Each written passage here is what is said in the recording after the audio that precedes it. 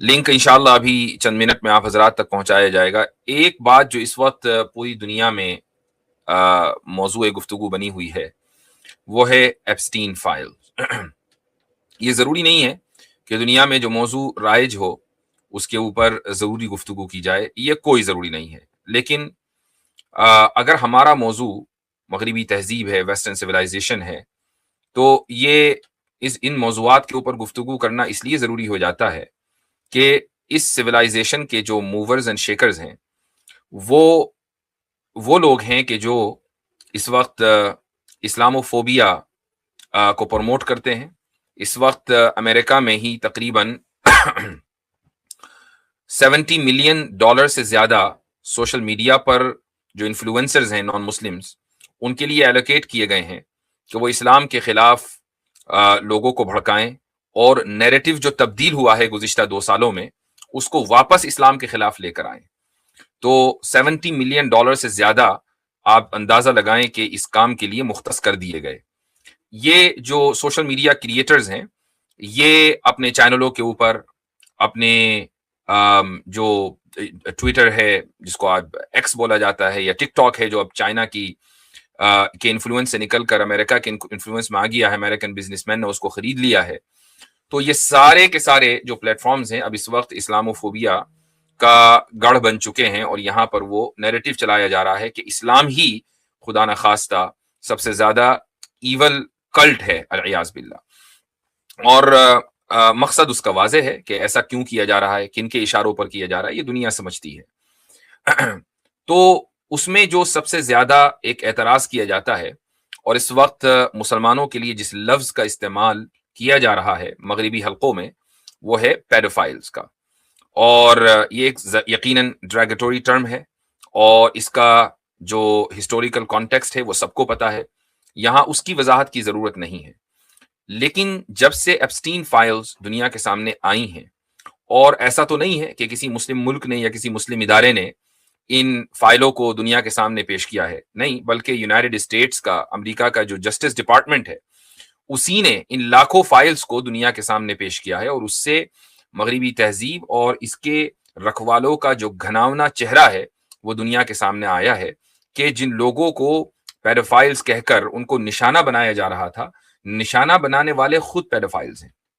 اور لیکن یہاں ایک بہت بڑی بات ذہن میں رکھنے کی ہے کہ وہ کون لوگ ہیں کہ جنہوں نے ان تمام انفلوئنسرز کو، جو پولیٹیکلی انفلوئنس رکھتے تھے، جو اپنے کلچر کے اعتبار سے انفلوئنس رکھتے تھے، یا بزنس میں انفلوئنس رکھتے تھے جیسے بل گیٹس ہے، ایلون مسک ہے، وغیرہ وغیرہ، تو ان سب کو کس نے اس ٹریپ میں پھنسایا؟ وہ کون ذہنیت ہے، وہ کون لوگ ہیں جو اس کے پیچھے ہیں، کہ جو باقاعدہ انوائٹ کرتے ہیں کسی آئی لینڈ پر، وہاں پہ رشین لڑکیاں یا بچیاں چھوٹی چھوٹی لے کر آتے ہیں، اور ان لوگوں کو پیش کرتے ہیں کہ جن کے بارے میں ان کا اندازہ ہے کہ کل کو جا کر یہ لوگ پریزیڈنٹ بنیں گے، پرائم منسٹرز بنیں گے، انفلوئنشل پرسنالٹیز بنیں گے، منسٹرز بنیں گے، یہ لوگ بڑے بڑے بزنس مین بنیں گے، ملٹی نیشنل کمپنیز چلائیں گے۔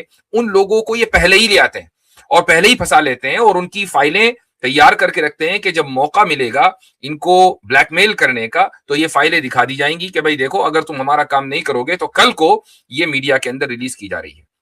تو یہاں مسئلہ اخلاقیات کا نہیں ہے، یہ جو معاشرہ ہے مغربی تہذیب کا معاشرہ، یہ اس دلدل میں، برائی کی دلدل میں اتنا گہرا دھسا ہوا ہے کہ وہاں سے نکلنا اس کے لیے مشکل ہے۔ یہاں جو اخلاقیات ہے وہ بہت آرٹیفیشل ہے۔ وہ آپ کو یہ قانون بنا کر کہیں گے کہ آپ مائنر سے شادی نہیں کر سکتے، وہ آپ کو قانون بنا کر یہ کہیں گے کہ آپ تعدد ازواج نہیں کر سکتے، وہ آپ کو قانون بنا کر یہ کہیں گے کہ مرد اور عورت کے درمیان ایکوالٹی ہونی چاہیے، وہ آپ کو قانون بنا کر یہ کہیں گے کہ آپ عورت کے اوپر ظلم نہیں کر سکتے، وغیرہ وغیرہ۔ قانون کی حد تک یہ سب کچھ صحیح ہے، لیکن جو قانون ساز ہیں، جو قانون بنانے والے ہیں، وہی پھر ان قوانین کی دھجیاں اڑاتے ہیں، وہی پھر پیڈوفائل بنتے ہیں، وہی پھر چھوٹی چھوٹی بچیوں کا ریپ کرتے ہیں، وہی پھر عورت کو غلام بناتے ہیں، باندی بناتے ہیں، عورت کو رکھیل بناتے ہیں، اور وہی پھر شادی تو ایک سے کریں گے، لیکن یہ شادی کا جو کھیل ہے، یعنی اپنے نفس کو تسکین پہنچانے کا جو کھیل ہے، وہ دسیوں بیسیوں بلکہ سوئیوں اور ہزاروں عورتوں سے اپنی زندگی میں کر بیٹھتے ہیں۔ یہ دراصل کھوکھلا معاشرہ ہے۔ یہاں جو میں نے ابھی بات کہی کہ وہ کون لوگ ہیں کہ جو بڑے بڑے پولیٹیشین کو نچاتے ہیں، وہ کون لوگ ہیں جو بڑے بڑے بزنس مین کو نچاتے ہیں، یہ وہ صہیونی طاقتیں ہیں کہ جو ایک عرصے سے، آج سے نہیں بلکہ سوئیوں سالوں سے جو اسی کام کے اوپر معمور ہیں، یہ لوگ وہ ہیں کہ جیسے ہی یہ خطرہ محسوس کرتے ہیں فوراً ہی اپنے لبادہ بدلتے ہیں اور یہ پوری سوسائٹی کے خلاف یعنی سازش کرتے ہیں۔ میں اس موقع پر آپ کو ایک اپنی آنے والی کتاب کا ایک اقتباس پڑھ کر سنانا چاہوں گا۔ میری کتاب بائی دا وے میں نے اس کا ایڈورٹائز اتنا کر دیا ہے کہ لوگ 9 اپریل کا آپ بالکل شدت سے انتظار کر رہے ہوں گے۔ تحافظ الملاحدہ نام سے یہ کتاب آ رہی ہے، تو اس کی تیسری جلد میں لبرلزم کے موضوع کے اوپر گفتگو ہے۔ اس میں لبرلزم کی مختصر تاریخ جہاں میں نے لکھی ہے، تو اس میں ایک موومنٹ ہے مرانو موومنٹ۔ اس کے بارے میں آپ میں سے بہت سے لوگ شاید اس موومنٹ کے بارے میں نہ جانتے ہوں، لیکن اس کتاب کا میں اقتباس آپ کے سامنے پڑھ کر سنانا چاہوں گا۔ مرانو کا نام شاید بہت سے لوگوں نے پہلی بار پڑھا ہو۔ قرون وسطیٰ میں یعنی مڈل ایجز میں پورے یورپ میں عیسائیوں کی حکومت تھی، لیکن اسپین ہی واحد ایسا علاقہ تھا جو مسلمانوں کے زیر نگین تھا۔ یورپ کے مختلف علاقوں میں جہاں جہاں یہودی آباد تھے ان پر بہت ظلم کیا جاتا تھا۔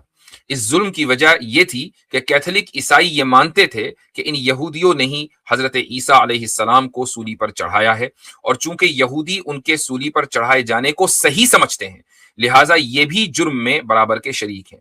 اس وجہ سے انہوں نے اسلامی حکومت میں آ کر یعنی یہودیوں نے اسلامی حکومت میں آ کر رہنے کو ترجیح دی۔ یہی وجہ ہے کہ اسپین میں ایک بڑی اقلیت یہودیوں کی تھی جو عزت کے ساتھ وہاں رہتی تھی۔ وہ مسلمان جو اسپین میں آباد تھے ان کا تعلق المغرب الاقصی سے تھا۔ المغرب الاقصی کا ایک حصہ آج موراکو ہے۔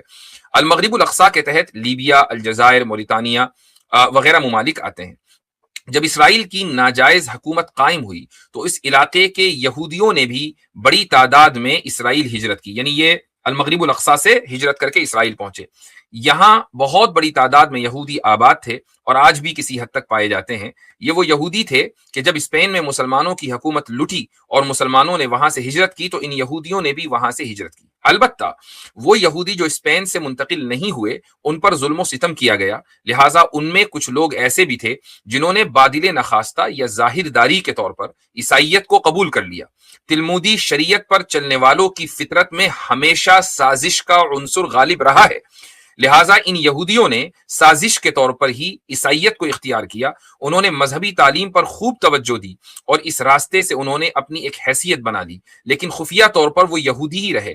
ان لوگوں کی باقاعدہ خفیہ میٹنگیں ہوا کرتی تھیں، وہ اپنے مذہبی احکام پر عمل کرتے تھے، لیکن حقیقی طور پر یہودی اور ظاہری طور پر عیسائی ہونے کے باوجود وہ ترقی کرتے کرتے شاہی خاندانوں کے قریب ہو گئے۔ یہ اصل بات ہے۔ ان خاندانوں میں ان کی شادیاں ہو گئیں، پھر وہ چرچ کے نظام میں داخل ہو گئے اور بڑے بڑے عہدوں پر فائز ہو گئے۔ یہودیوں کی اس تحریک کو تاریخ میں مرانو موومنٹ کہا جاتا ہے۔ یہ تحریک 14ویں صدی عیسوی میں شروع ہوئی تھی۔ انسائکلوپیڈیا آف بریٹانیکا کی یہ عبارت ملاحظہ فرمائیں۔ انگریزی کی عبارت ہے، میں اس کا ترجمہ آپ کو سنا رہا ہوں۔ اسپین کی تاریخ میں مرانو اس یہودی کو کہا جاتا ہے جس نے ظلم و ستم سے بچنے کے لیے عیسائی مذہب اختیار کیا، لیکن خفیہ طور پر اس نے یہودیت پر عمل جاری رکھا۔ یہ کون کہہ رہا ہے؟ بریٹانیکا۔ 14ویں صدی کے آخر میں اسپین کے یہودیوں کو متعصب عیسائیوں کے گروہ کے ہاتھوں ختم ہو جانے کا خطرہ تھا۔ ہزاروں یہودیوں نے موت کو قبول کیا مگر اپنے مذہب کو نہیں چھوڑا، لیکن دسیوں ہزار یہودیوں نے بظاہر عیسائیت کو قبول کرنے میں ہی عافیت سمجھی۔ پھر یہ مرانو مالدار ہونے لگے اور یوں ان کو ریاست میں، شاہی دربار میں اور چرچ کے نظام میں اعلیٰ عہدے ملنے لگے۔ یہاں تک کہ بریٹانیکا کی عبارت ہے۔ آگے لکھا جاتا ہے، جب یہ مذہبی عہدوں پر فائز ہو گئے تو پھر اپنا اصل رنگ دکھانا شروع کیا۔ انہوں نے عیسائیوں میں مذہب کے خلاف شکوک پیدا کرنا شروع کیے، پوپ کی روایت کے خلاف بولنا شروع کیا۔ عام عیسائی یہ سمجھتے تھے کہ یہ ہمارے مذہبی رہنما اور پادری ہیں۔ جب پادری ہی مذہب کے خلاف بول رہے ہیں اور اس پر تنقید کر رہے ہیں تو واقعی مذہب کے اندر ہی خرابیاں ہیں۔ اس سے پہلے کسی میں ہمت نہیں ہوئی تھی کہ مذہب کے اوپر تنقید کرے، لیکن مرانو موومنٹ کی وجہ سے لوگوں کے اندر یہ حوصلہ پیدا ہوا اور مذہب پر تنقید کی جانے لگی۔ یہ واقعہ 14ویں صدی عیسوی کا ہے۔ تو آپ اندازہ لگائیں کہ 14ویں صدی عیسوی میں کچھ یہودی لباس بدل کر، نیا لبادہ اوڑھ کر عیسائی بن جاتے ہیں اور پادری بن جاتے ہیں وغیرہ وغیرہ، اور اس کے بعد کیا ہوتا ہے، یہ چرچ کے نظام میں دخل اندازی کرتے ہیں۔ پروٹسٹنٹزم یہاں سے شروع ہوتی ہے، لبرلزم یہاں سے شروع ہوتی ہے، عیسائیوں کو مرتد بنا دیا جاتا ہے، ان کو دین سے پھیر دیا جاتا ہے۔ یہ سب کا کام سارا کا سارا خفیہ طور پر ہوتا ہے۔ کیوں؟ تاکہ اندر سے عیسائیت کو کھوکھلا کر دیا جائے۔ اب عیسائیت کھوکھلی ہو جائے ہماری وجہ سے، لیکن یہ ایک ذہنیت اس سے پتہ چلتی ہے کہ ایک کمیونٹی ہے خاص صہیونیوں کی، کہ جن کا کام ہمیشہ الٹا سیدھا لباس پہن کر الٹی سیدھی حرکتیں کرنا ہے، جن کا کام ہمیشہ سازشیں کرنا ہے، جن کا کام سوسائٹی کو اندر سے کھوکھلا کرنا ہے. جو ایپسٹین ہے یہ کس ملک کا ایجنٹ ہے، یہ آج پوری دنیا میں اس پر گفتگو ہو رہی ہے. آج ہزاروں ویڈیوز خود امریکہ میں بن رہی ہیں جس میں یہ ثابت کیا جا رہا ہے کہ ایپسٹین کے تعلقات کہاں کہاں تھے، کس ایجنسی کے تحت وہ کام کر رہا تھا، اور اس نے بڑے بڑے لوگوں کو اپنے آئی لینڈ پر بلایا، ان کے تعلق سے ان سے حرکتیں کروائیں، ان کی ویڈیوز بنائی، سب اپنے پاس رکھ لی. اس کے بعد ایپسٹین کا بھی قتل کر دیا گیا جیل میں. یہ بھی ایک لمبی تھیوری ہے. پوائنٹ یہ ہے کہ اس پوری سوسائٹی کو ایپسٹین نے اپنا ایک آدمی نے اپنا محکوم بنا لیا. پورا جو جیو پالیٹکس ہے پوری دنیا کی وہ ایک آدمی کے اشارے کے اوپر ناچنے لگی. وہ آدمی کہاں سے کمانڈز لے رہا تھا، کہاں سے حکم لے رہا تھا، یہ سب کو پتا ہے. تو ایک خاص ذہنیت ہے جو کئی سو سال سے اسی طریقے سے کام کرتی چلی آ رہی ہے. ایپسٹین فائل نے جو کچھ آج تک اس صہیونیوں کے تعلق سے لکھا گیا، دراصل اس کے اوپر مہر ثبت کی ہے کہ ہاں ایسا ہی ہوتا تھا، اور یہ وہی لوگ ہیں کہ جو دوسرے لوگوں کو خفیہ طور پر اپنے جال میں پھنساتے تھے تاکہ اپنی مرضی کے کام کرا سکیں. دنیا اسی طریقے سے چلتی ہے، جیو پالیٹکس اسی طریقے سے چلتی ہے. ورنہ لوگ طاقت کی زبان بہت سی مرتبہ نہیں سمجھتے ہیں، تو اس طریقے سے لوگوں کو اپنے جال میں پھنسایا جاتا ہے. اللہ تعالیٰ ایسے لوگوں کو غارت کرے.